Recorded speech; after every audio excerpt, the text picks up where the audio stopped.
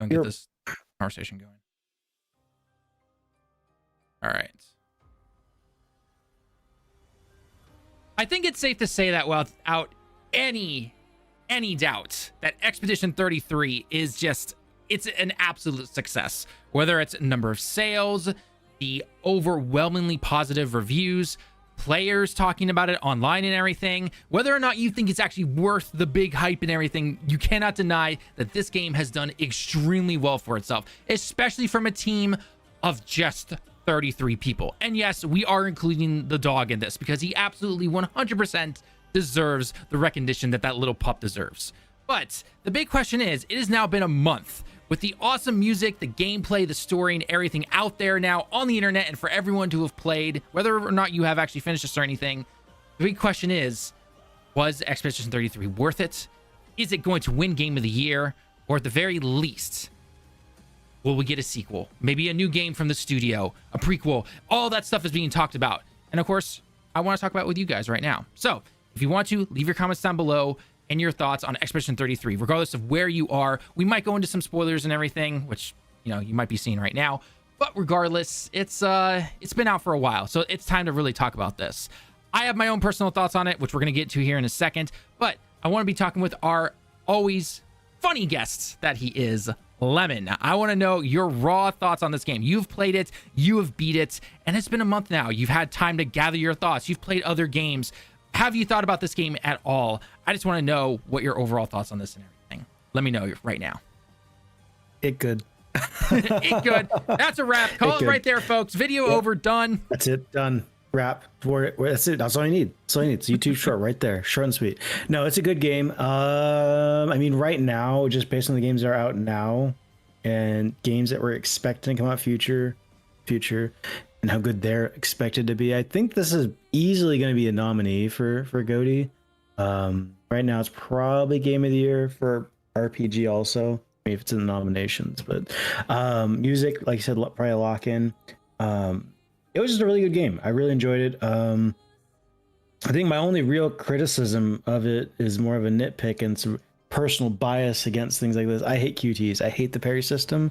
It's fine enough in this game. I'm playing an RPG. I'm not playing DMC. Right? I don't want to have to deal with timings and stuff. But that's the thing I hate against. That's the thing I hate in most RPGs like this. I bitch about this in Mario and Luigi and the Mario RPG series in general. Sea of Stars wasn't too bad about it. I'm trying to think of another game with like parry system or just some sort of timing, and because I don't know, it just feels weird. But the rest of it was great. The storyline was chef's kiss. It was the best. I really enjoyed it. And once you finish the end, it kind of makes you think, Jesus, I'm stupid. How did I not see this one coming? Yeah, it was in my face this whole time. I'll get into that segment. Anyway, continue on. Keep going. But yeah, no, I mean that's pretty much it. Like I really enjoyed it. Certainly probably my favorite game I've played this year. And a Yakuza game came out this year, so I think it's pretty high praise. I love Yakuza. You are. You're a big Yakuza fan, and so the fact that you came in and you're absolutely loving this game really shows just how good it is. But no, I absolutely 100% agree. Obviously, for those of you who haven't gone through the entire story, make sure you do. But it's funny because I actually started New Game Plus, and I'm playing the entire game now with the Japanese subtitles on because my wife likes to watch me play the games that we cover here on the channel and everything. But some of the story stuff's a little complex in terms of what English is being read, and so I want to show her the kanji and everything and just make sure she can understand it. But going through some of the things that are happening within the story right now, I'm just like, how did I not see this the first time? It was literally slapping me upside the head right in front of my face. And nothing. I'm just like, wow, this just really shows you right there. But the story was absolutely amazing, regardless of what you take away from it. I know that the developers have come out and said like, no, this is not a story about grief, even though a lot of people definitely take that away from the story that you read. So, but regardless of how you look at the actual story itself and the messaging or anything like that, it's a great story, great voice acting, love the characters and everything. I don't know about you personally, but when I did the ending, spoiler here technically, I sided with Verso, which is, I think, technically considered the good ending. Again, there's room for debate there and talks and whatever side, yada yada, I get that. But I definitely went with Verso. I went with that good ending. And damn, I watched the Mael ending. If you went with Mael, I went on YouTube and I watched it. And I was like, damn, what? Yeah. Like, that's what she does? Horror. Like, oh. It's some body horror. It is. I was just like, oh, man, I fell for it. Oh, man. It's crazy. Because, like, I went with the Mael ending because I just thought, she's the GOAT. She's seriously the most OP character in the whole game from like the beginning of the game to the end. Mm-hmm. So I went with that thinking I had to choose definitely my strongest character, and if I had to go one-on-one for sure. But you didn't even need her though, because it wasn't even really more of a battle. Like, yeah, you could do a couple moves, but the person across from you was like barely doing any damage to you or anything. 100%. Well, yeah. So I wasn't thinking too hard about it, right? And so, again, you've already made the spoiler alert, but let's just say, and I'll be vague enough. Ben Starr's portrayal of Verso in this section is heart-wrenching. It is heart-wrenching. That like part where it's like, what? I feel like I done goofed. I should not have picked this. I should not have picked this. And then the actual shows the cutscene of it at the very end of how things play out if you go her route. Yep. And it's like, this is only getting worse. Yep. This is only getting worse. It looks like it's going well. If you don't think about it, it's going great. Everyone's happy-go-lucky. Yep. And then it's very much not happy-go-lucky anymore when you get to that last scene. The look on his face when he's going up to play the piano, and you can tell he is trying to fight it, and he just looks over at Mael, and they just stare at each other, no words whatsoever. And then you start to see I think they technically call it a sickness or whatever, where you have like the paint kind of bleeding on the skin. We saw it with her sister. If you fight her in the realm itself, we see it on the paintress. We obviously see it on other characters and everything. And it's just like, oh, damn, she kept saying up until that final moment, she was even telling her dad, I will not let it take me over, all this stuff. And then it does. And you're just like, oh, God, like, damn, that is just, it hit me hard. It hit me absolutely hard. So, and it's funny though, going back and like, especially like you said, I mean, even at the end of Act 2, but then going back through a New Game Plus, and how it is, showing you that the paintress was technically the good person in terms of trying to save the creations that her son made, the residents of Lumine and everything, where it was the father trying to delete them because he wanted to try and get his wife out of the picture. And it's just like it's just all these moments you're just like, holy crap, like what's going on? Like, damn. So, and can I just say a cool little detail, like, because literally we have a boss battle going on in the background if you're watching this live right now. But Raynor's like final weapon when you're fighting him, the fact that I love the little touch how it looks like a sword for the most part, but then there's a brush on the end. Because guess what? He's a painter, right? So yeah. I love that little detail. I noticed at the moment we started the fight, and obviously it was also part of the paintress's boss fight that we saw, and it was just like, damn, that's a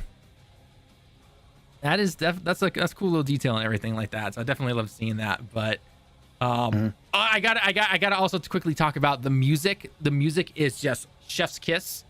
It is really cool to listen to. You can go find it on YouTube. It's sure it's on Spotify, Apple Music, wherever. But I love listening to it. It's great music for either, falling asleep on the train going home, or just kind of listening was more back. I love listening to it as background music while editing videos and everything. It's just, again, I said this last year with with my personal game of the year RPG, which was Final Fantasy VII Rebirth, and the music. I said if it doesn't win music at the award show, I riot. And I am saying the exact same thing here for Expedition 33. The music is beyond top level music right here. If this doesn't win, it's rigged. It's recency. I'll throw all the words out: recency bias, rigged, you name it. It is what it is. So I really hope that people get a chance to really listen to the music and everything. Again, they have a playlist up on the official channel of the team that made this game, and there's like over, I want to say like 100 clips and videos, whether it's in short form, long form. they take a bunch of them and combine them together into like a 3-hour video for some of them. Like, it's all there. So like, I highly recommend you go watch it if you get a chance to.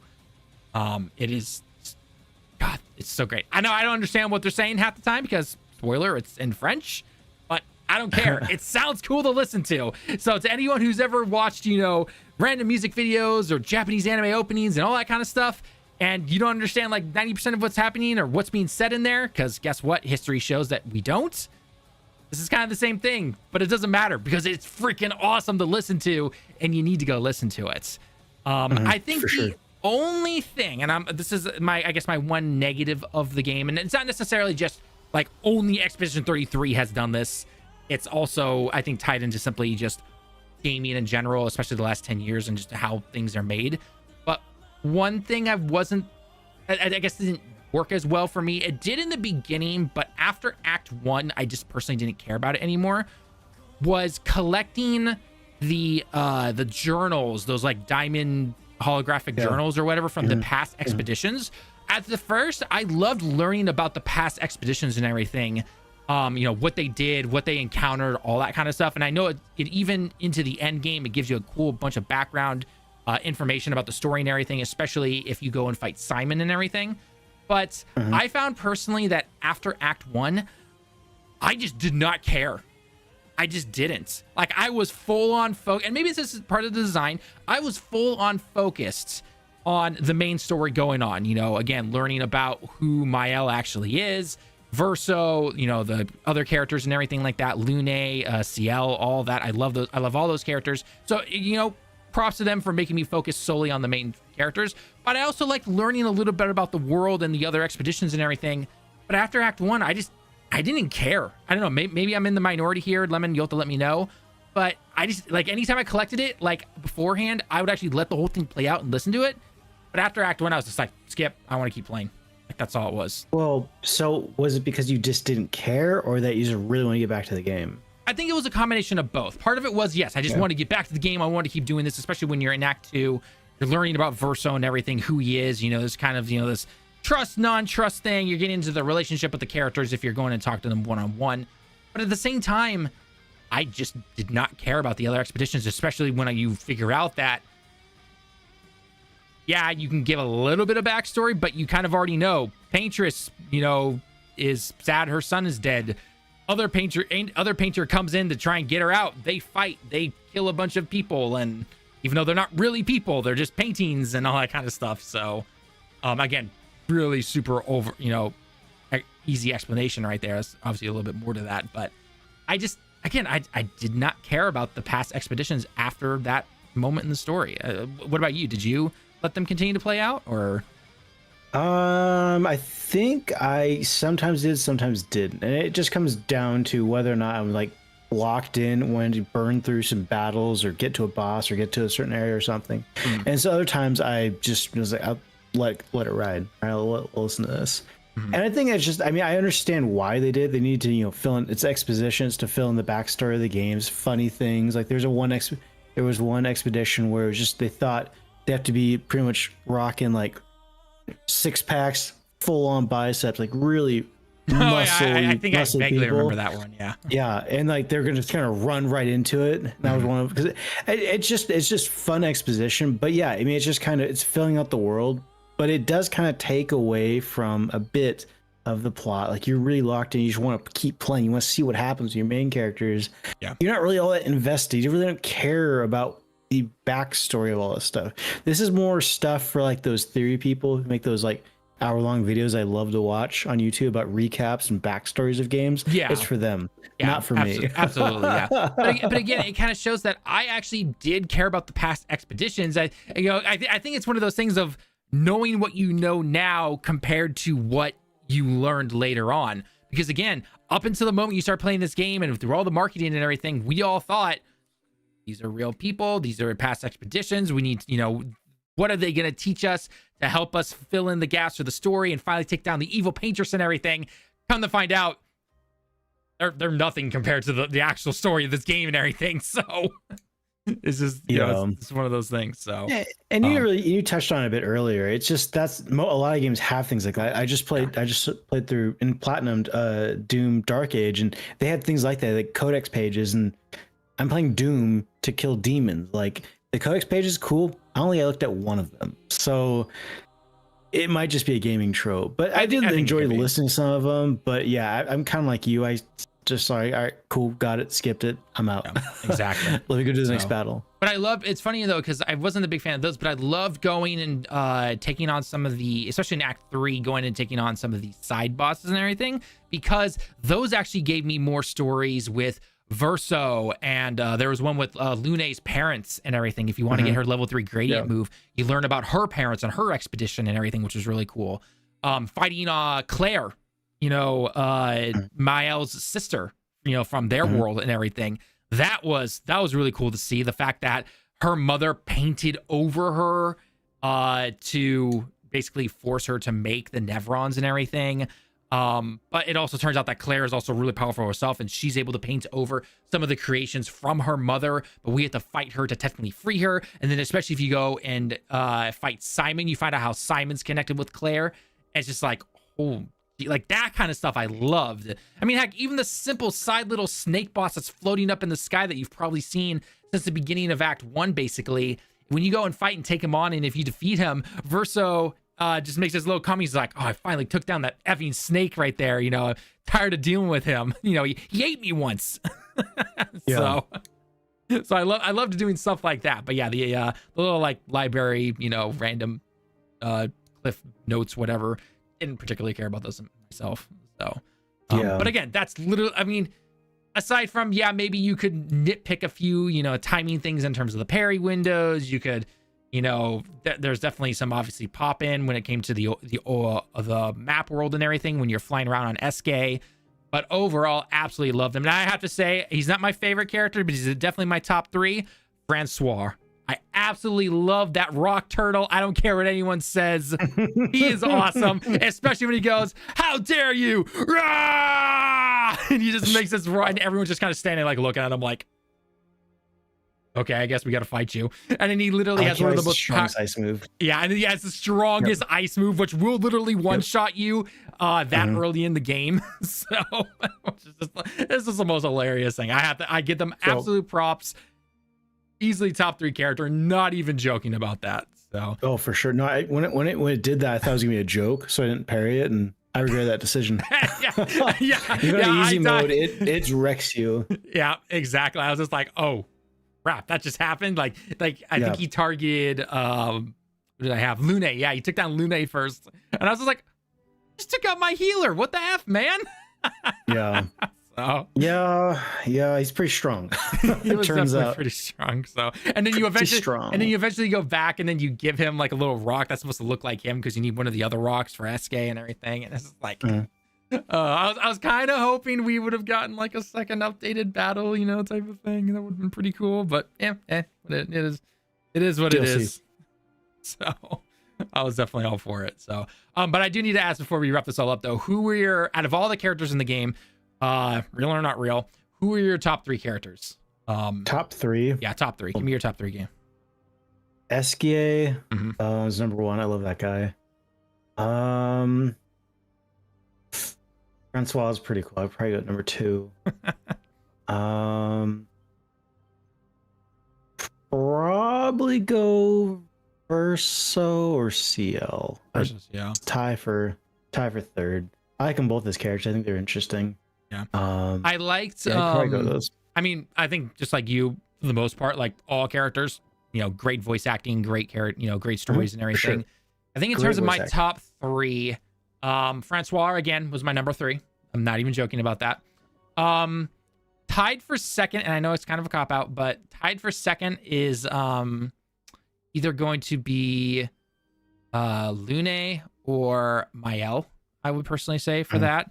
I know a lot of people probably don't pay too much attention to Lune, especially later on, as she's kind of just acting like your typical leader. She's strong head focused on just one thing, basically. And a lot of that comes from when you do the side talks, when you're at camp and everything, and you go and talk with the characters.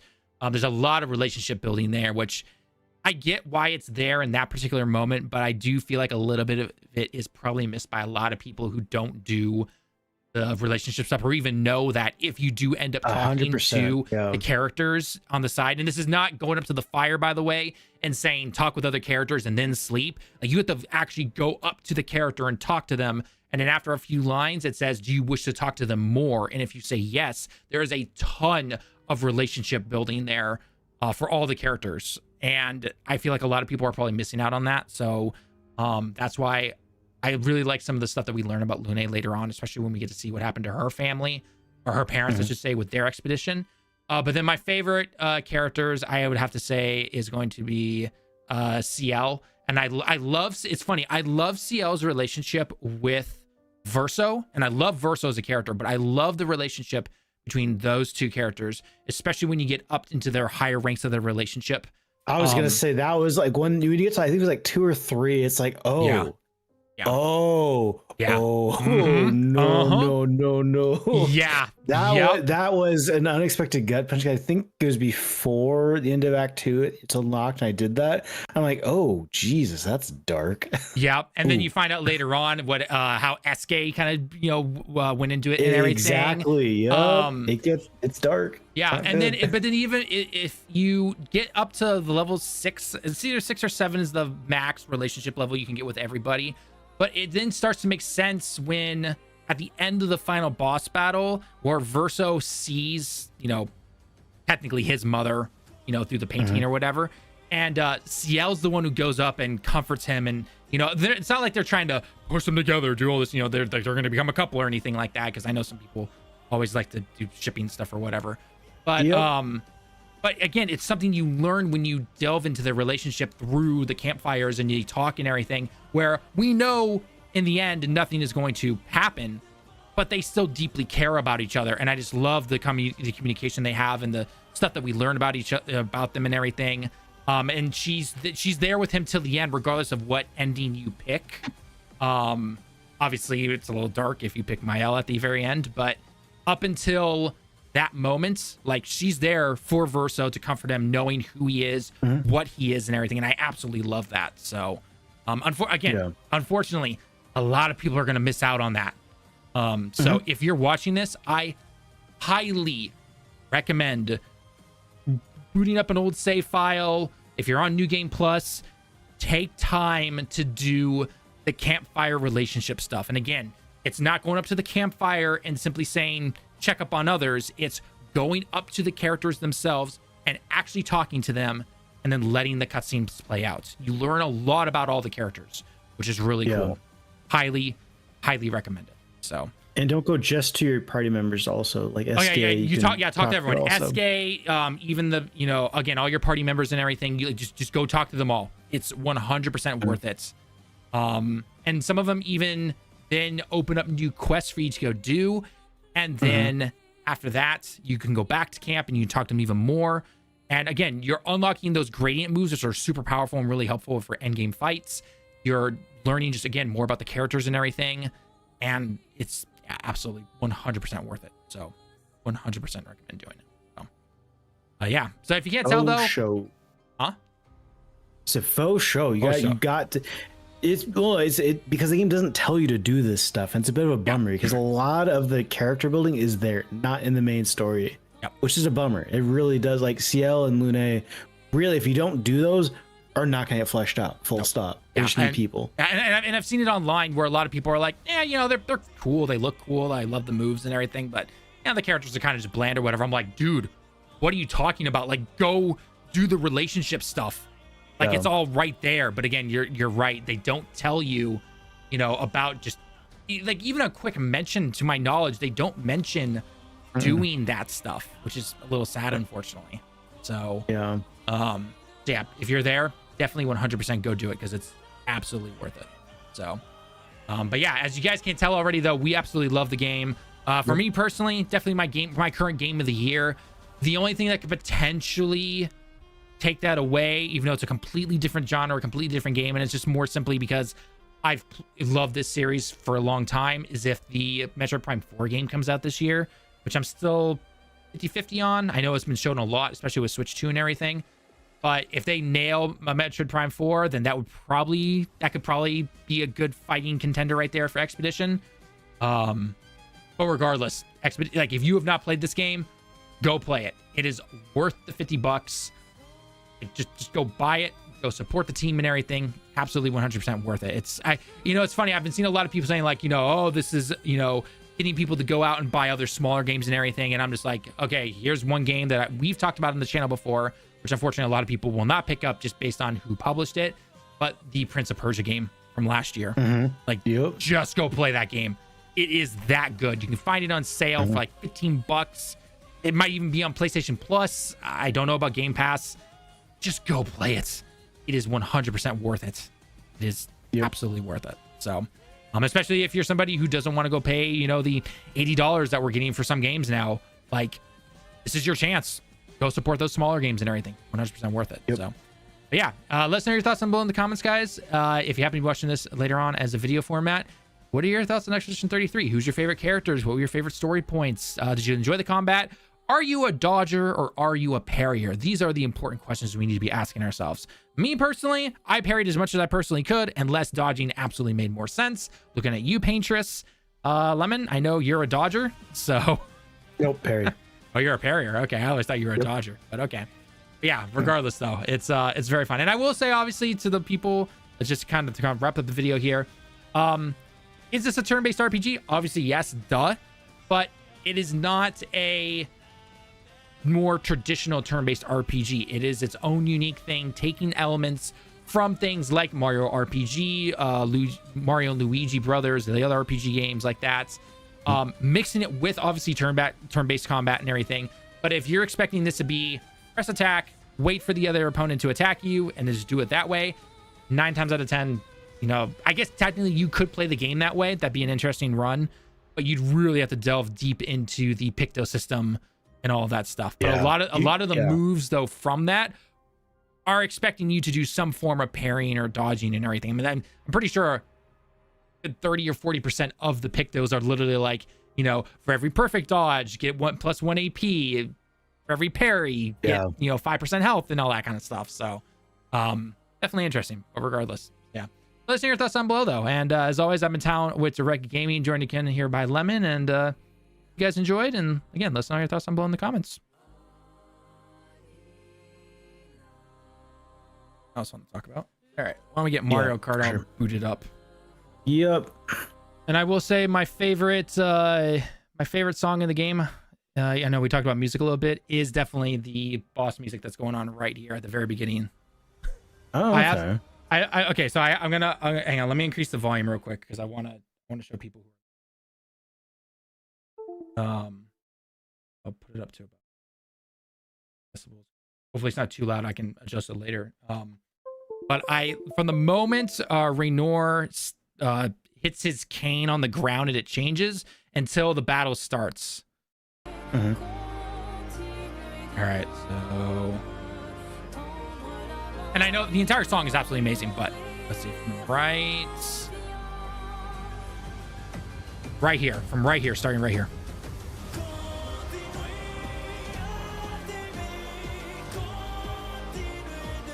You're just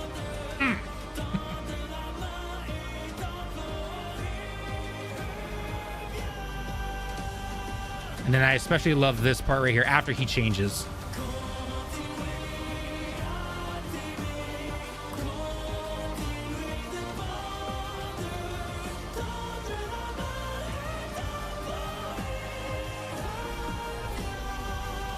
I love all the characters getting their little like normal introductions that if you're going into a normal battle, like you have Lune flying in, you have Versa, whipping his sword out and everything. CL spinning her scythe around. It's just like, all right, let's do this, bitches. We're going to the final battle. Absolutely love it. Absolutely. Yeah, the OST is pretty banging. It is. And again, if it doesn't win I'm gonna riot. So. The problem is we don't know what the end of the year holds at this point, really. With GTA getting pushed back, I feel like we're gonna see a lot of announcements in the next week or two. This upcoming, well, remember, technically next week, next Friday is the Summer Games Fest, right? Jeff Keighley's E3. Right, exactly. So that is going to be. We're gonna see a lot of shit coming out. Yeah, and I guarantee you, we're going to see a ton of release dates. So, because it kind of started with the, what was it, Ghost of Yote, and we're just like, whoa, okay, we saw that release date now, but then after that, it's just like, oh. Yeah, and I'm looking forward to Ghost of Yote. Don't get me wrong. I just don't think it's gonna best Clair Obscur. I just hope recency bias doesn't affect it. I feel like that always happens every year. I mean, maybe. Like, the problem is there is a kind of bias towards the underdog. Everyone loves a good underdog story, and I feel like that's gonna carry Clair Obscur pretty far. I hope so. I really hope it does. I mean, I think as a developer, I think they're golden. I mean, I don't think, even if they don't win the awards, they get snubbed in every category. I don't think it's really gonna matter. They are rock stars at this point. Fan? Nope, can't hear it at all. Excellent, because I was burning up. Good thing you missed it, right? So right as you left, I was like, okay, let me find a match. Most likely spectate and everything. First 5 seconds of picking my character, can't connect with other consoles and everything. I was just like, oh crap, did they kill the servers already? Like, you can't even play Mario Kart a week before World comes out. Soon. Like, Nintendo, I get it. You want to make people go and play your new game and buy your new console and everything, but even you admitted you're low on specs, or in terms of all the actually having everything. Oh, so unable to connect to other consoles. Please try again later. Ugh. He's getting it right now. Good. That's not good. Yeah. There is a spot open, so if you hurry in, you might. Yeah, I'm trying to join.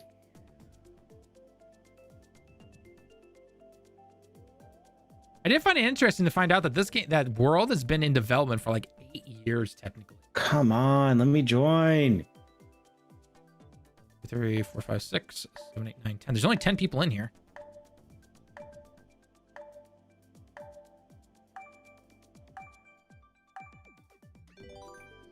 Did it let God, you son of a bitch. No.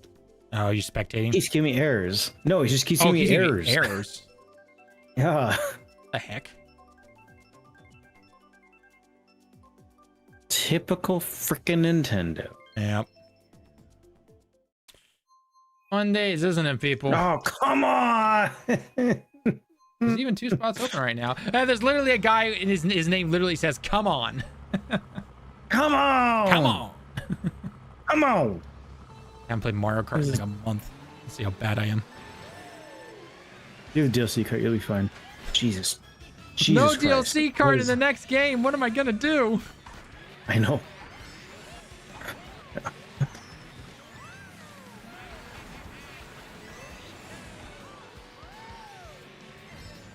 It does again. I'm just gonna restart my Switch. This is ridiculous. Yeah, you might have to. Yeah, just did it again. All right, reset everything and then. Yeah, I'm gonna restart. I have to remember how to reset my Switch though. But you have to hold down the power button on top of the Switch, and then That's what it was. Yeah, you have to hold it down. Yeah, it's not in the menu or anything. Like, you have to physically hold it down on the power button. Yep.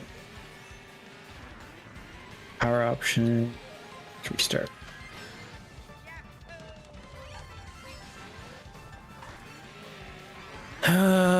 Typical Nintendo Online.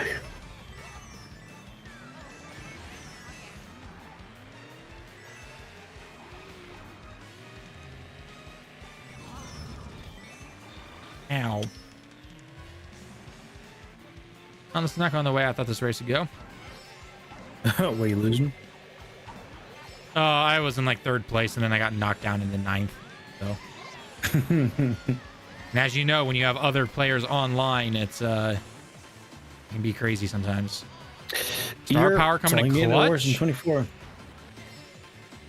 I'm looking forward. I hope it plays out well. I'm looking forward to that little elimination mode where you go like on 4 tracks or whatever, and if you're not in a certain place at the finish line, then you're out, and then the race continues. I hope. I'm looking forward to the whole game, honestly. That too. Oh yeah, that too. But Like that mode, come mode on. for like online shenanigans. Like I'm looking forward to that. All right, after this race, ditch and join a different one. I still can't connect to you. All right, that's fine. That's fine. I will. I'm wondering if like there's someone in your party. Like I just don't know why it would do this to me though. Like I'm online. I'm talking to you. I'm watching the stream. Like it's not a network issue. I don't think. Yeah, the race is about over. Hang on. I did Yeah, terrible. no. All good. Oh. This is my warm-up match. You always do terrible in your warm-up match.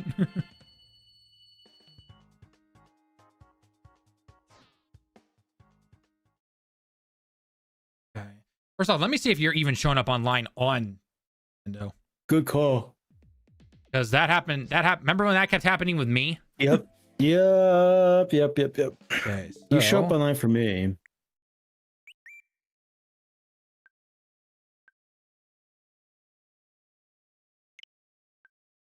Oh, I should not have clicked. I clicked on the wrong one. Hang on 1 second. Yes, I agree. That was for my Japanese account. Why that got updated. But okay. Don't be a meanie online. All right, according to this. Yeah, you're online. Okay, so you are online. Okay. Okay. So back into the game. Okay, this is brand new here. Okay, connecting. Okay, and I'm showing up online for you, right? Yeah. Okay, cool. All right, worldwide characters. Okay, go ahead now. If it doesn't, then we'll have you do it, and I'll join you. So still just show up you in a. I'm still searching right now. Now it says please wait. Nope, not. I can join you. Okay. I won't select the map yet until I know you're, because there's only 1, 2, 3, 4, 5, 6, 9. There's 9 people in here right now. Oh, thank God, I'm in. Okay, cool. All right. It that reminds me of like the back in the days when I was living at my parents' house when it was shitty internet, and it was always like you had to, because I'm not sure what it was, if it was the router, the modem, whatever it was. We had like NAT. No, it was. There's the three types. It's not NAT. No, it is NAT. No, it is NAT. Yeah. So like so there's NAT 2 and then NAT 3. So we'd always run NAT 3. We couldn't join anyone and stuff. It sucked. It was terrible. Xbox Live was peer to peer, and you could not deal with NAT 3, and it was not great. And I was like instantly in flashbacks to that. It's like, no, come on. I'm paying out the ass for this internet. I have a $300 router. Come on, this is bullshit.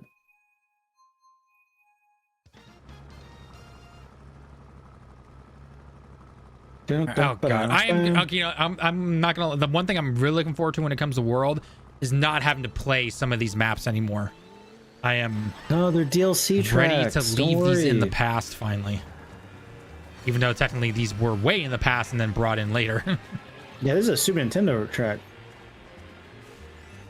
I am interested. I want to know if they're gonna do. Are they gonna do like more islands in World? And if they bring back old maps, it'll be like, oh yeah, the classic era map or whatever. Is that what they're gonna do, or like? I mean, I'm still of the opinion that like online, they're not gonna do this whole like racing to the next track thing. I think that's that's Grand Prix only. That's Grand Prix only. Okay, The whole racing to the next track thing, that's Grand Prix stuff, which is just a single player. So I don't. What do you mean islands then? So if you look at the map that they released showing everything, a couple of the areas are connected by a bridge, which technically could be called islands. But there's also, funny enough, at the edge of the maps, there are some extra little spaces of water that you could easily put like an island there, make a bridge, and it connects to the new maps and everything, essentially, right? Because they're gonna most likely support this game for quite a while. I mean, God, 8 was supported for who knows how long. So, and especially if they want to try and break that record of 75 million units sold. I mean, day one, I'm gonna buy their map pack. Like I love these games. Both you and I bought. Much. Well, yeah, both you and I bought this game's map pack of the multiple. So we didn't need to even do that. No, we did. Yeah, that's the thing. Because you only need it is if you want to Just play because online. I really want to play these. Oh, 7th. Yeah, you don't to play online. You don't need the map pack. I did anyway, so I played through in Grand Prix. That's how much I enjoy this game. Oh. This is comfort food. I love me some Mario Kart. Except for 200cc, that stuff can go die in the hole. Yeah, it's trash. It's muff cabbage. I don't like it. No bueno. Get out of here. Oh, bueno. No bueno. Get out of here. No one like that shit. Nope. Not me, not anyone. No good. No good. No, but I'm looking forward to my Switch. So far, my pre-orders have not been canceled yet. The closer we get to release, the more stories keep coming out, and I'm like, crap, god damn it.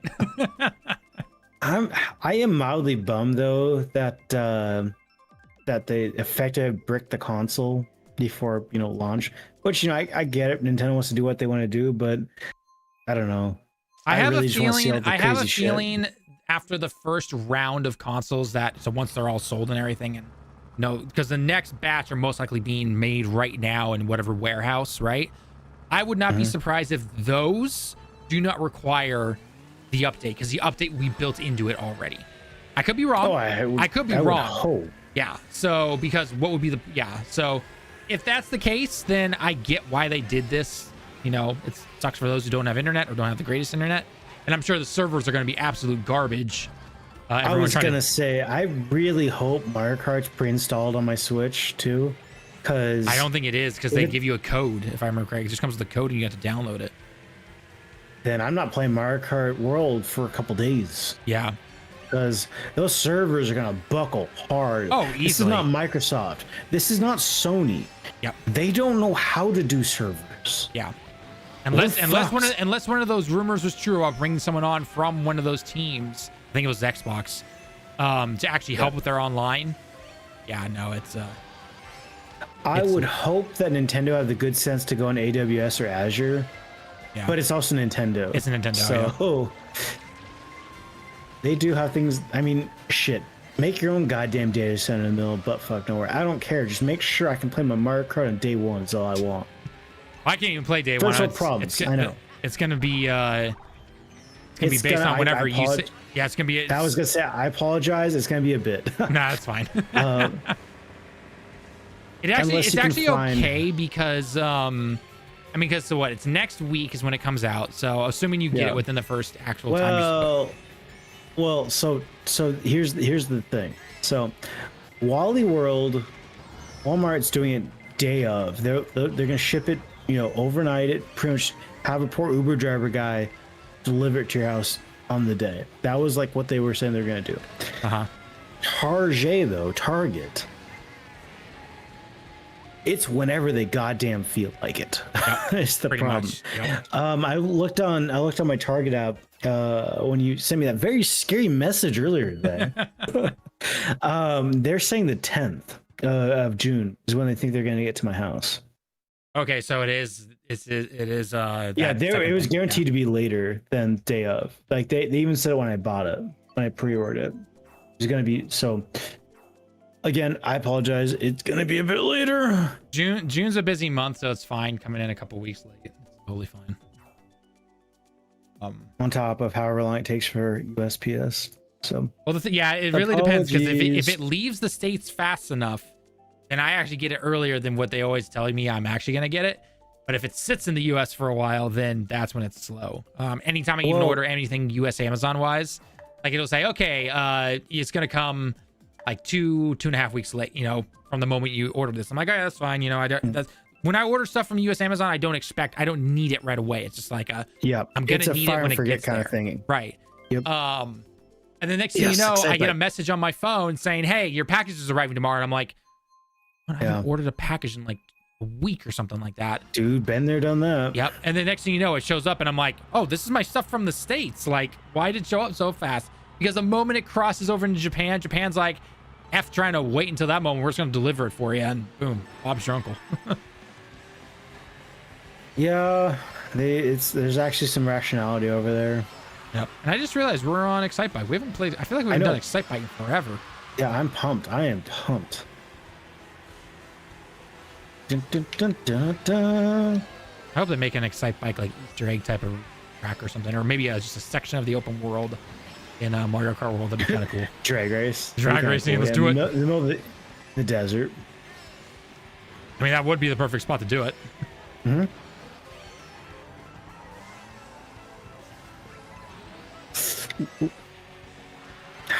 I don't like seeing someone in front of me with a boomerang because I know they can throw it backwards at me. So I was watching, quick preamble. I obviously have a YouTube account and I have premium on it, but on my work computer I don't sign into my Google just because it's just bad form if you ask me. Mm-hmm. I don't want my work computer knowing about my Google. Not that there's anything to hide, but it just feels weird. So I don't have YouTube signed in on there, but I do watch a lot of YouTube on my work computer. Mm-hmm. And one of the things they recommended was to watch some previews of Mario Kart World, and it was like the previews from when they first announced the console. Oh, and those aren't really like true previews or anything then. Okay, fine. It's not true preview then. Anyway, continue. I don't want to talk about it anymore. No, I don't want to talk about it anymore. I just kind of forgot where I was going with that. I don't know. Their work computer recommended you to watch it, and then... And how cool it looked, and the grinding looks kind of cool. The whole grinding trick system thing? Yeah. Man, what was I going to say? God damn it. See, I can't think and play Mario Kart at the same time. This game kind of takes up my whole brain.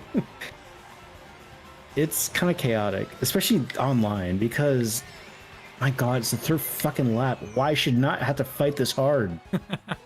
I got first place, surprisingly. I'm actually shocked oh about my that. God, fuck off. Fuck you. 8th place, man. DLC cart. Dude, there's so many Yoshis. I know, there's so many Yoshis.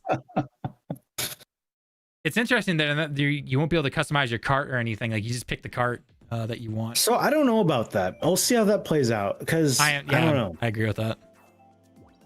On one hand, I would like everyone to play the same, so I can choose whatever character I think is coolest.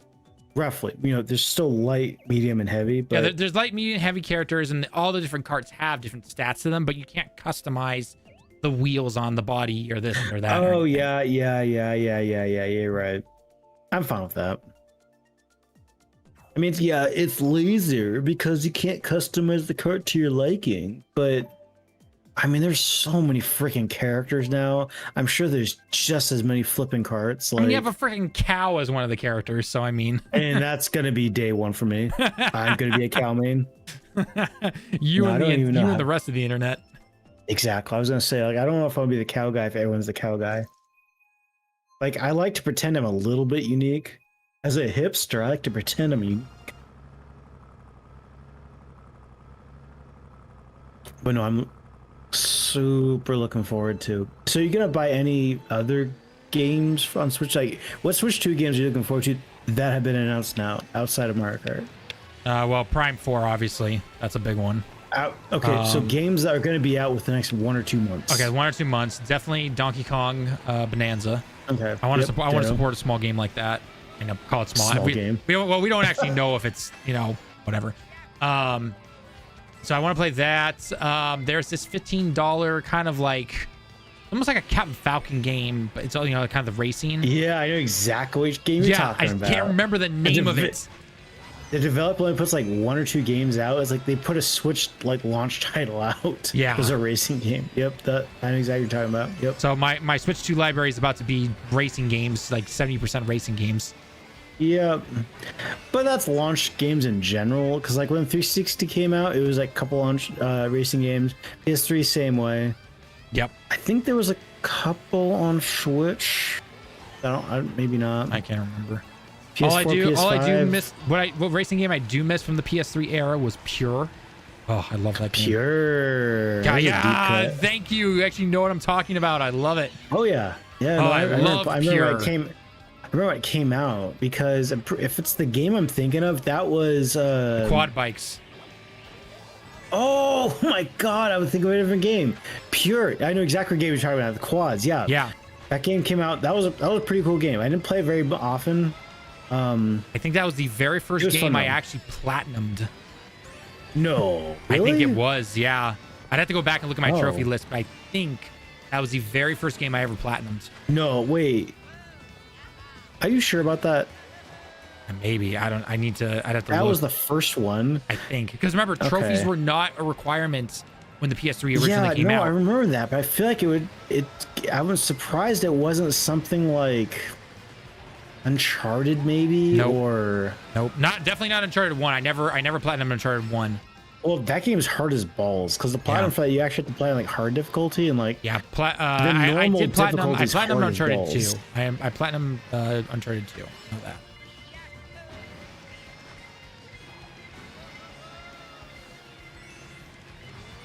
Wait, so pure, not Burnout Paradise? No, that I platinumed a little bit later, if I remember correctly, because you had all the DLC stuff going on with that game, and and for some reason with that particular game, if you did certain things in the open world that could go towards that trophy, it wouldn't unlock because it was part of the DLC for some reason. They eventually fixed it, but that it wasn't unlocking certain trophies. And I remember there was this one like early game trophy that like. Because it was like a year or something like that after it came out. So I had the PlayStation app on my phone. So let me. Good luck finding that. Yeah, I know it's gonna be a hassle, but let me see if I can find it. The PS app. Well, actually, wait. I got something better for you. Wait. That quick. I'll send you a message for it. There's a website I've been going to as of late because I have kind of fallen into a bit of a rabbit hole. I've really enjoyed watching platinum game challenges. Not platinum games isn't, but like you getting the platinum games on YouTube. Well, there's like challenges like how many platinums I can get in a month. I've really enjoyed those as background videos. They're the best. Super fun to watch. But it has sent me to a website called PSN Profiles. That is super solid. All right, let's see. Oh, never mind. Pure was not the first game I platinumed. It was the first. It was the first game that I bought for the system. But my first. Oh, because you haven't set yours to open. That's why. The first. I can't look at your profile. According to this, the first game I platinumed was the that Prince of Persia game, from the watercolored one. Yeah, that one. Okay. Yep. That makes sense. You really hyped that game up. I loved it. Yeah. I mean, the combat was whatever, but I loved the setting and everything. And then the one after that was Infamous. That was the second platinum I ever got. Yeah, let me see Infamous. Oh, such a good game. I'm so sad it's still stuck behind the PS3. You know, it kind of needs a port.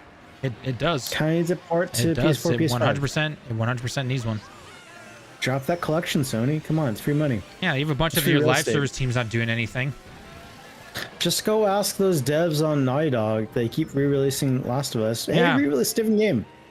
Yeah. Re-release Infamous. You know what? I agree with that. I 100% agree with that. They need to just go over there and be like, look, we know you have your side staff that are doing all the re-releases and everything. Yeah. You just re-released. They know how to re-release games. You know exactly. You guys experts. are pros at re-releasing games. Yeah. Here's Infamous.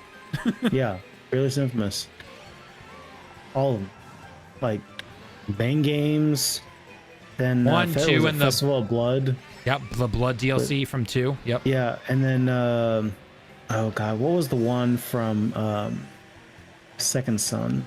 Second Son's on PS4 though, so you can just play that. Sure, but I'm saying a collection. They're gonna re-release this stuff. Make a collection. Oh, okay, got it. Yeah, that's true. But After- definitely, well, but actually, definitely take it 1 and 2. Definitely 1 and 2. If they can do this after they give me my PlayStation 2 and PS3 God of War. Por favor. Thank you very much. I need my Greek God of War. Damn it.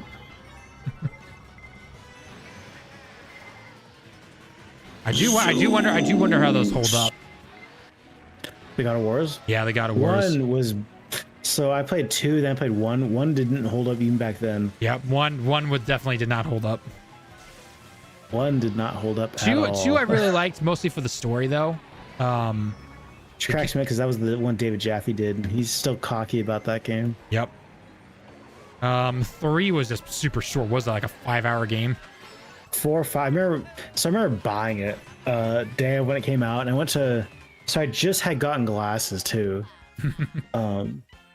because it turns out staring at computers all is bad for your eyesight. Go figure. So I just got glasses even back then. I should go back and get more an updated prescription because that's about 15 odd years ago. I remember getting that. I went to this pizza place, visit my mom, during the workday. I was in college, and I just went to GameStop to go pick up God of War 3, and they had released like an EP of like this like an EP of like metal band doing songs about God of War. Man, that was a time. That was I don't know. It was something else, something that doesn't really exist anymore. Rather nostalgic for those early 2010s. What was that link that you were gonna send me about the trophy stuff? Oh, I was gonna say PSN profiles, but the problem is you have to go in and open your profiles, your PSN account up. Mm-hmm. So it's this website, a third-party website. What it does, it will scan your Account. PSN account, but you have to effectively. There's a privacy thing on your PlayStation that says don't show anyone your trophies. Oh, I think I've seen that. I have to go see that. You have to go. Yeah. So I tried looking up your profile, but it won't let me. So I'm guessing that's the reason. Probably, yeah. I barely touch those settings, so. Yeah, the only reason I even looked at them was because PSN profiles, which is a great website. If you want to get back into trophy hunting, doing all that stuff again, that's the website to use because it shows you really interesting breakdowns, like easy trophies, bad trophies. They host guides and stuff. All right, well, send me the link after the race, and I'll take a look at it later on. It's a fun website if you're into trophy hunting. I don't think I've actually really trophy hunted since old college days. I mean, it's fun just to get them, as something to do. Like, well, it's funny because between when I got my PS4 in 2016 is when I got my PS4. Like, I think I platinumed maybe 2 games at the entire time I had my PS4. I just didn't really do it. And then PS5, the first game I platinumed on PS5 was, I think Ragnarok was the first game I platinumed on PS5. And then after that, wasn't Tsushima? No, I never platinumed Ghost of Tsushima.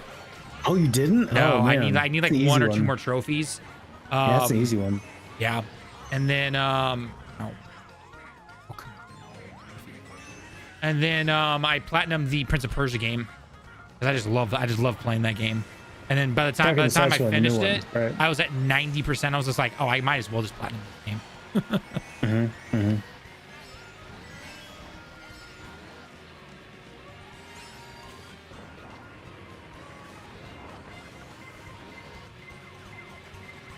Okay, I'll take it.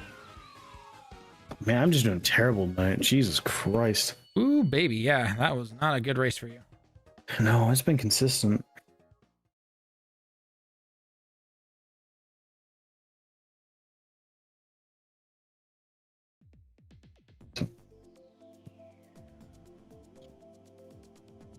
My brother's playing Night Rain. Oh, how's that go? That sold like 2 million copies or something like that within the first 24 hours. It's still technically in early access because it was the like play early version.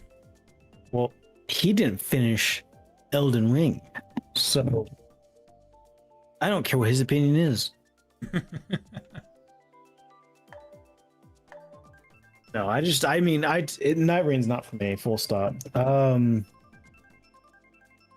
I played Elden Ring, I got through it because I was able to kind of grind out levels, play at my own pace, that kind of thing. Night Rain is like, hey, you better fucking bum rush through this goddamn level or you're gonna die to the edges of the map, a la Fortnite or PUBG. Oh man, remember when we actually tried PUBG? Yeah, I remember that. You closed the door in my face and I died. I remember that. Yeah, that was so long ago. That was a great game. That was fun. And then I don't think we ever picked up the game after that. No, I think that was the last time.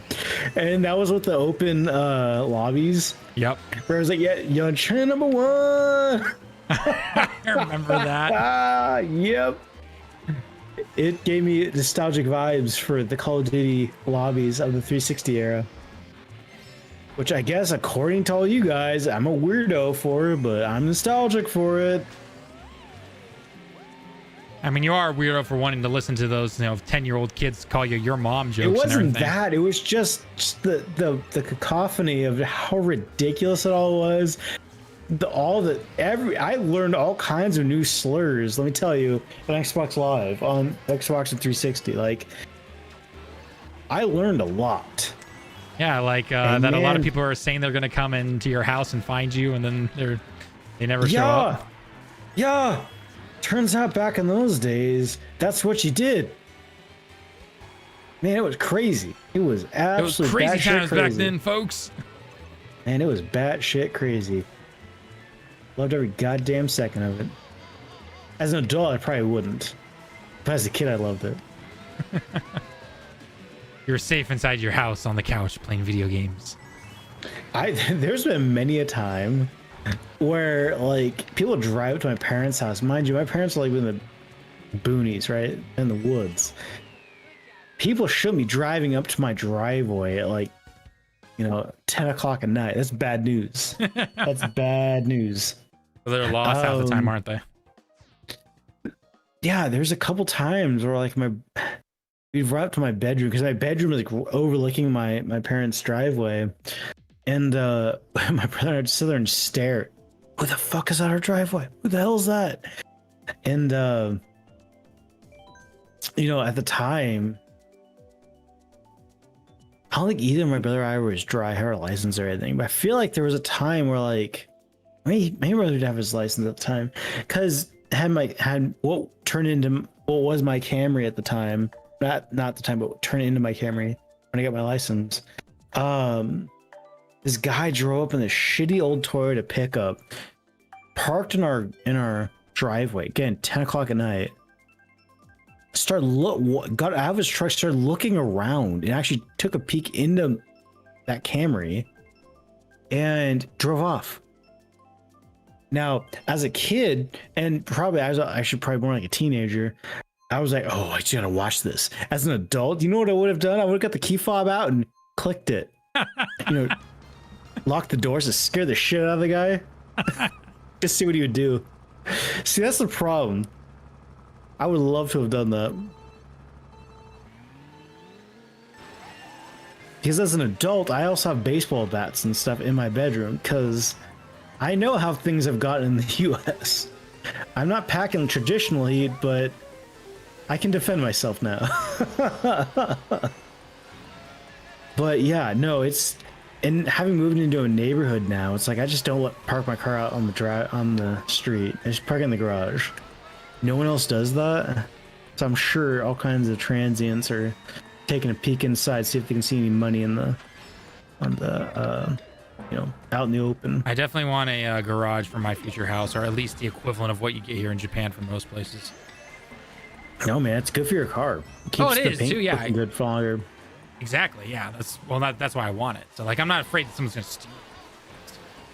steal. Not there, probably. Not here.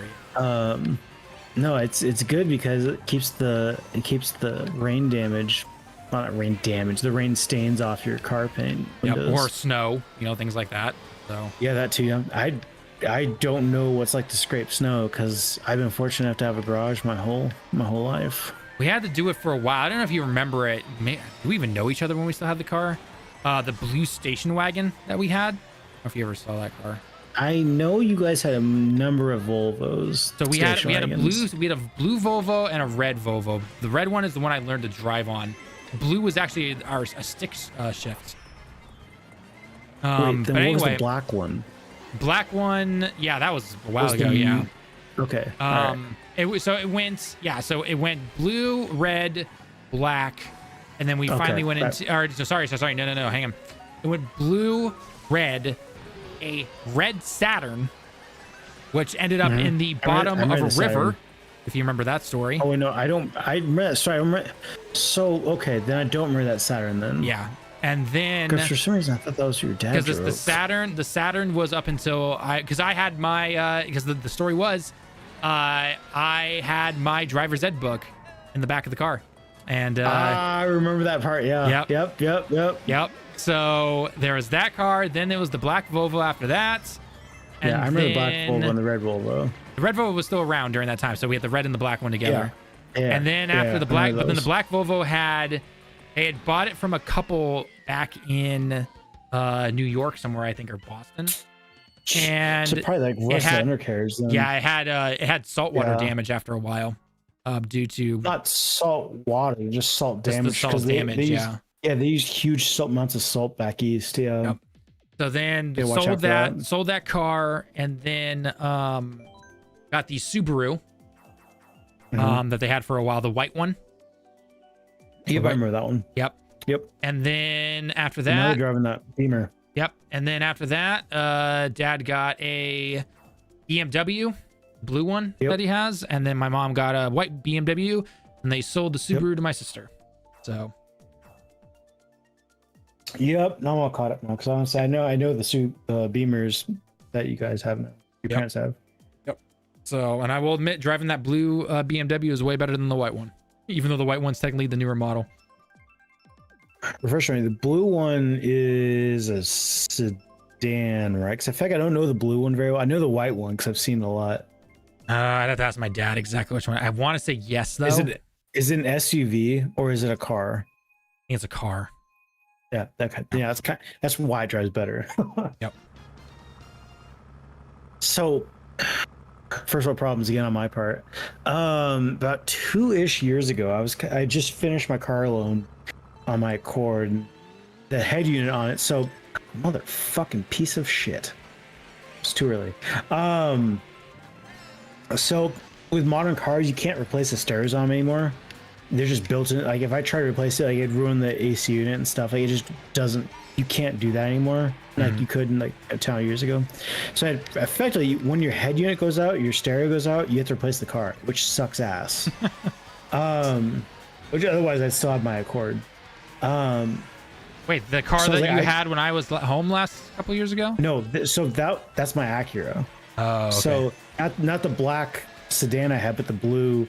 I'd switch over to the blue crossover. Okay. So that's the one you saw last, was the blue crossover. Right, that was my Acura. So the reason why I got that was because the head unit on my Accord just did not play nice with either Android Auto or Apple CarPlay. I remember. Oh yeah, okay. Now I remember you saying that. Yeah. I remember that now. And I was rolling down the freeway trying to figure that out while doing 75, trying to fight with people on the freeway. Oh, nice. Let me tell you, Washington freeways are rough, but not California rough. They're not really that bad. But you have to be aggressive or you will be cut off immensely. You have all to. the time. Yep. So I was like, that's dangerous. So like, I'm gonna replace this car. Like I paid the car loan off, but I'm gonna get a crossover. I know, first world problems. I know. However, if that didn't happen, the Accord was a-okay. I was gonna buy a Corvette. Oh wow. But let me tell you, like, cars and SUVs drive immensely different. For the most part, you can send any kind of car into a corner pretty hard and you'll probably do fine. You probably won't tip it over. An SUV, you might tip it over. There's a very real chance of that. It will tip over. So do not go too hard on those corners. Is all I'm gonna say.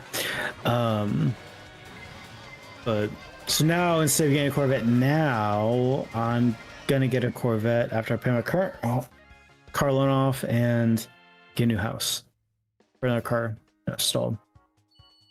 Wait, have you found a place to move yet? Well, so it's funny. I've been procrastinating hardcore on house hunting. Yeah, there is a development near my old elementary school that I'm meaning to look at. Oh shit! Wait, old elementary school, Vinland? Yeah. Wow, I haven't been up there in forever. So there used to be all woods back there, and they cleared it out. And now there's a big development. There's been a development there for like the past year. And I've been procrastinating doing all this because, man, I don't want to do house. It's not really it's a house selling. Like buying a house was already enough of a bitch. Buying another house and then selling my current one sounds even worse because that's double the goddamn work. So, pardon my lacking in wanting to do that. However, I would love a bigger garage. I desperately want a bigger kitchen. And I just, I want another stall. My Corvette. I'm an old man now. I'm old. We're old. I don't have hair anymore. Well, I have hair on the sides of my head, not the top of my head. I'm old enough. I'm you balding, you haven't gone full bald like I have. It's easier just to buzz my head, not shave it. Come on, don't shame me. Jeez. Shaving's easy, dude. Shaving's easy. I want to stall some my Corvette because I went down to grandma's house today and I saw a gray C8 Corvette. Baby, those are cool class cars. They look like little Ferraris. I just love them. I love them. No, just promise to give us a ride when we finally visit the States in like 3 years. And the problem is it's a 2-seater only. So when you say we, you gotta take turns. Fine. Or my wife can just sit on my lap. There you go, even better. We'll just stay away from the cops. Yep, exactly. We know what the cops are. Maybe. Just don't go in the Bremerton. Yeah, exactly. Lose my wheels.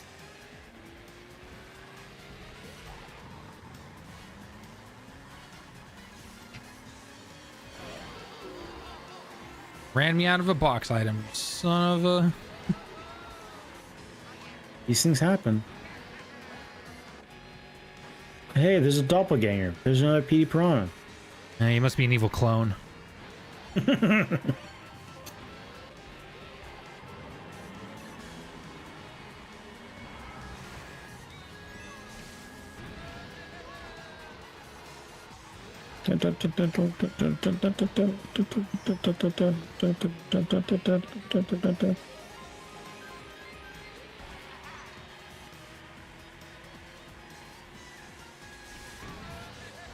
Not letting go of this banana. Because I know the moment I do, I'm going to get pelted by like 5 items.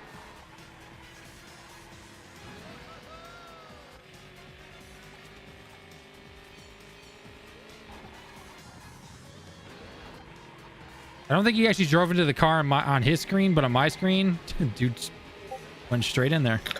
Yeah, man, the netcode in this game is straight ass. Oh, jeez. I mean, it's always been ass. That's the thing. Regrettably.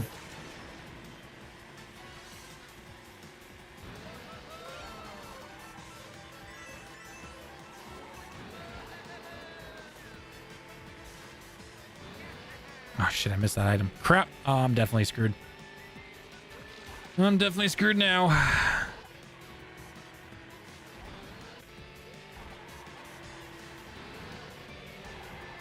Yep. Here come the long list of items trying to hit me.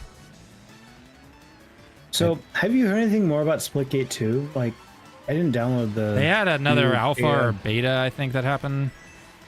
Did you hear anything about it, though? Because I haven't. Nope, that's the thing. I didn't. Like, no one was talking about it. Actually, you know what I'm going to do? I am going to look up the Steam. How do I do in Steam? Hurts. Splitgate 2.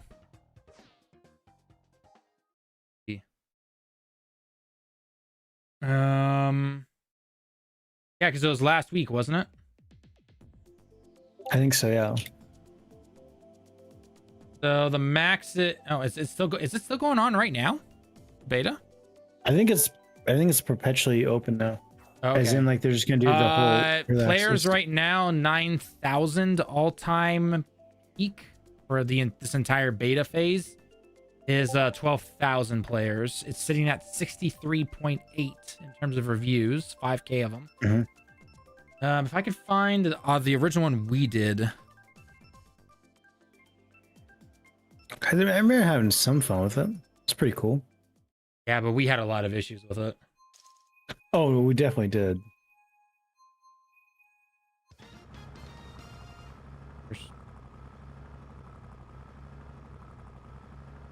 Where's it go? Yeah, the alpha. Here it is. So the alpha hit.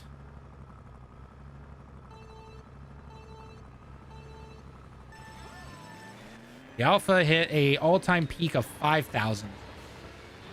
So it's doing good then. It's it's done better. Yeah, it's not a Concorde, so Yeah. I guess we should start saying it's not a marathon. Oh God.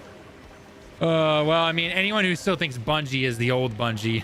No, Yeah, I've got a little stand by surprise for you.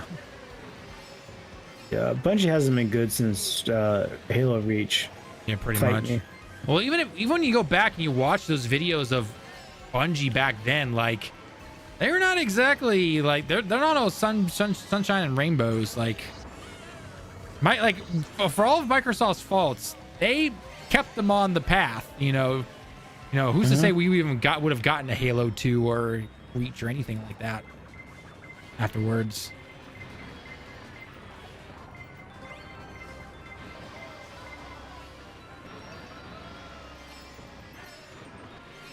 But yeah, Splitgate Alpha was at 5,000, and then now the beta is at 12,000.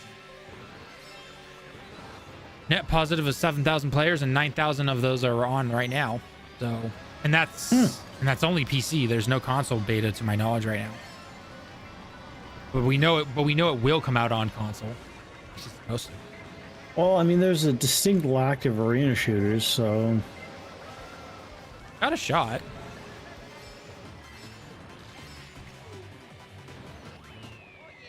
Yeah, just stole third place. oof. From me, no, it was me. Oh, was it your evil twin? Mm-hmm. I'm having a trash all the night. Yikes. You definitely are. All right, I got a couple more in me.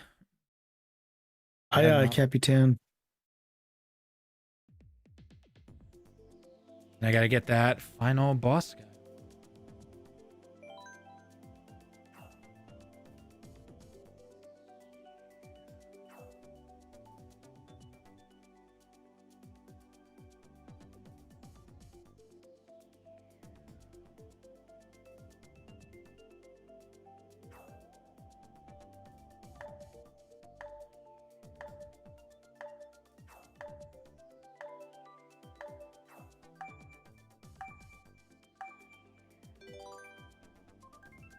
Clair video is doing decent now. Yeah, boy. Surprisingly putting in the no Mael in the team. Dude. Disgusting. Well, one thing I have to clarify with any of the guides that are after Act 2, because that's technically end game right there, is if it's a normal fight or if I'm one-shotting them, which I'm not one-shotting them. So, because at that point in the game, you can go around and get everything you need to start doing those one-shot builds. So, Yep.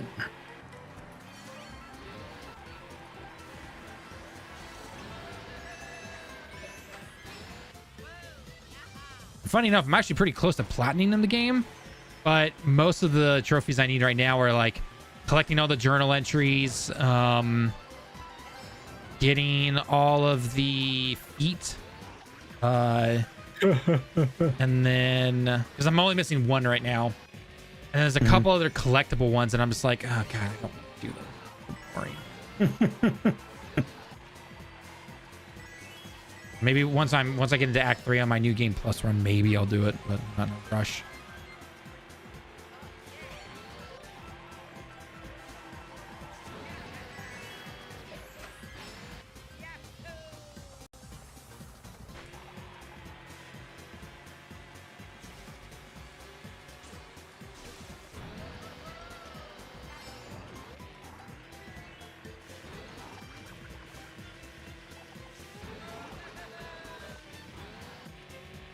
I wonder if they're going to have any of the anti-gravity tracks or that feature world. 'Cause I know there's grinding and everything, but I don't think they do. I haven't seen anything in the trailers.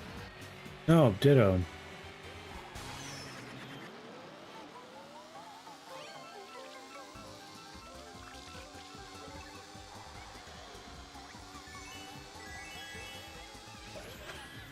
I wish they had contacted us for our reverse shell idea, the purple shell.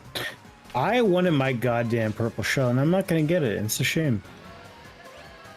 There's still hope It's a for great DLC. idea. It's a great idea. It is. It's a really good idea. I got blue shelled. Of course, I get blue shelled on Your the third first lap, place. and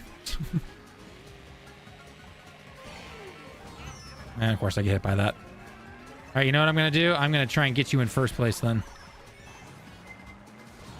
Nope, never mind. I just get pelted by everything. Second.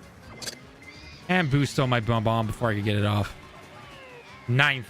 I went from first to ninth. That's Mario Kart for you. Typical Mario Karty. Yeah, that was not fun. No, it never is. It never is. Alrighty. Rando. Rando final race. Let's see if we can get a rando in here.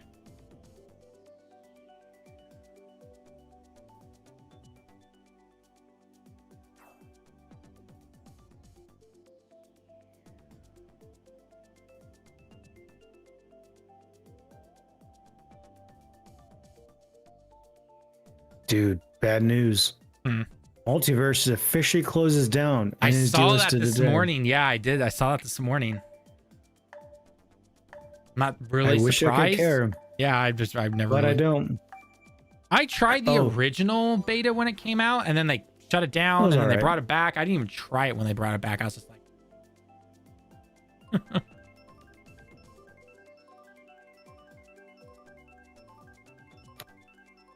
A Concord developers commemorative release plaque is being auctioned at a Goodwill store. I saw that, yeah. Bro. Oh god, yeah. They're trying to sell for like $25,000 or $3,000, something like that. I mean, technically, yeah. If you held on to it long enough, you'd be like, "Look at this ancient piece of history." Sony's worst game ever, and technically worst game of the entire industry.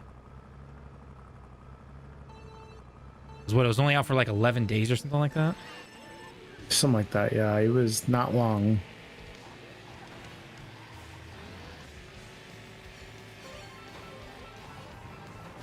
Oh, don't worry. I'm sure Marathon might break the record. Because knowing, you know, I don't know if this is true. It's a lot of rumor stuff right now. But I would love for Sony to be so petty with Bungie because they basically lied to them about the money and everything. And I had to deal with all those executives and now an art theft, you know, scandal and everything. I would love for Sony to be so petty that they force the game out. It does terrible. They finally let off the all the higher management of Bungie, and then the Bungie higher ups try to sue them because they weren't able to let their stocks vest and everything. And then Sony can just be like, "We gave them all this time and money. They did jack shit." I would absolutely love to see that. I'm not gonna lie. They deserve it. They do. They 100% deserve it.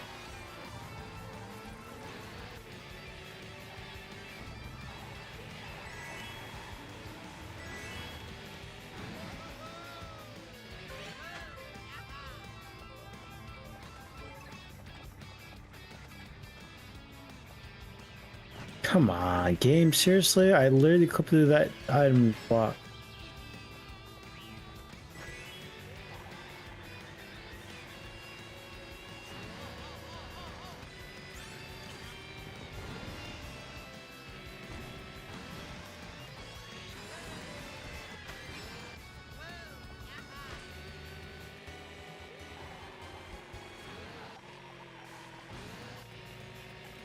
Got a Yoshi on my ass. Leave me alone, Yoshi.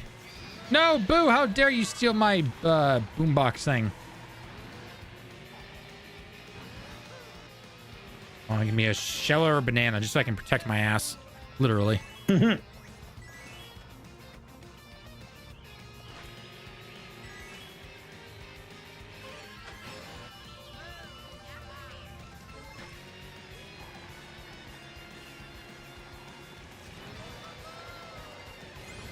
Of course, here comes the blue shell.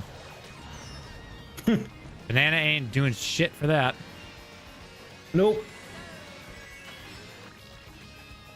Did I still get first place? First place, let's go, baby! God damn it. I see two PD Ninth, piranhas man. neck to neck. Dude, it was not my night. Hey, someone named themselves Oh, Night shit. Rain. like the boring game. All right, unless we get a really good map, we'll call it here. Nope. House Turnpike. Nope, I'm already out. God damn you, coward. Alrighty. Well, thank you so much for everyone that dropped by the stream. It was awesome chatting with you all. Make sure you check out the videos if you want to see us talk about other stuff. Got tons of guides, covered Expedition 33. You got more guides coming out soon always. And we'll have to see what Summer Game Fest has, because we will be live next week on Friday. Lemon, I hope you'll be joining us, depending on the time when it starts. But the Summer Game Fest thing is going to be on Friday next week. So I'm in then. Friday night. Shit, yeah, I'm in. Yeah, let's hope that we get some good announcements. Lots of release dates, because we don't have to deal with GTA 6 or anything like that. Here's hoping. Until next time, though, Yep. make sure you guys hit that like button. Follow us as always. Sub to the channel. Until next time, though,